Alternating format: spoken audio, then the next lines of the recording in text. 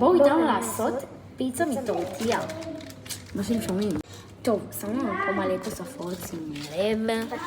שמנו לנו בצל, כי אנחנו אוהבות בצל וכזה. אני אראה לכם את המתכון. המתכון זה מהספר המושלם הזה, חייב. כולם רוצים, מי שרוצה שיצלם עכשיו מסך, כי הוא מושלם. זה, ככה זה יצא. אני עשיתי את זה מלא פעמים, אתם מבינים איזה טעים זה.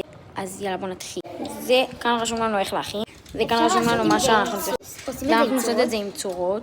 בעיקרון צריך לעשות את זה בעיגול, אבל אנחנו נעשה כל מיני דברים. אני אעשה הרוב כזה עיגול, אבל אנחנו נעשה עוד כאילו דברים. זה כל מה שאנחנו יכולים לשים, אנחנו יכולות לשים גם עוד דברים חוץ מזה, אבל כאילו זה.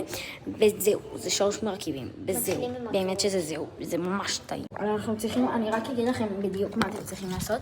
לשים את התנור שלכם על 180 מעלות, ולחמם אותו כרגע.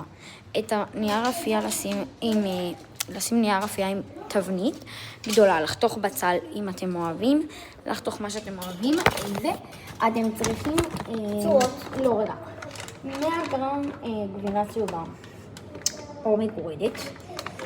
אנחנו נעשה מגורדת, לא הבאנו מגורדת, טוב, לא צריך לחתוך את זה. אני אביא מגורדת, ואתם צריכים 8 או 12 כפות רוטב פיצה, רוטב עגבניות וצורה כל מה שאתם אוהבים. וכל מיני צורות שאתם אוהבים, וזהו. מומלץ עיגול. אני אעשה פרח. ועדיף טורטיות גדולות, לנו יש כל מיני צורות, אבל אנחנו נעשה. יש לנו בכל הגדולים של פרח. אז כן, אנחנו לא סתומות וחיממנו את הגבינה, אז כאילו, היא קצת נמסה לנו, אבל היא יצאה טובה. אל תעשו את הטעות הזאת.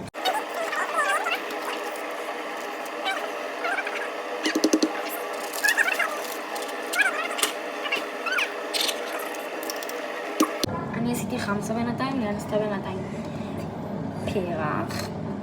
אנחנו כמובן נעשה הכל ביחד בסוף, אבל אנחנו נעצור את הסרטון בינתיים, אנחנו נכין ונעדכן אתכם כשנסיים להכין מלא. עד עכשיו היה לוח מהיר. עשינו עוד מלא עיגולים. זה דונצים קרן. וזה דונץ רגיל. טוב, אז תקשיבו, סיימנו לעשות את כל הצורות. קלטו, כזה את זה, אנחנו נעשה סמיילי. ויש לנו פה מלא חמסות ומלא דברים ומלא פרפרים ומלא עיגולים ומלא צורות מגניבות רצח, שאנחנו כמובן נאכל הכל.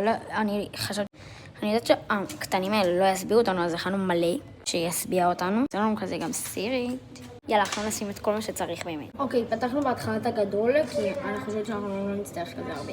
טוב, אז תקשיבו.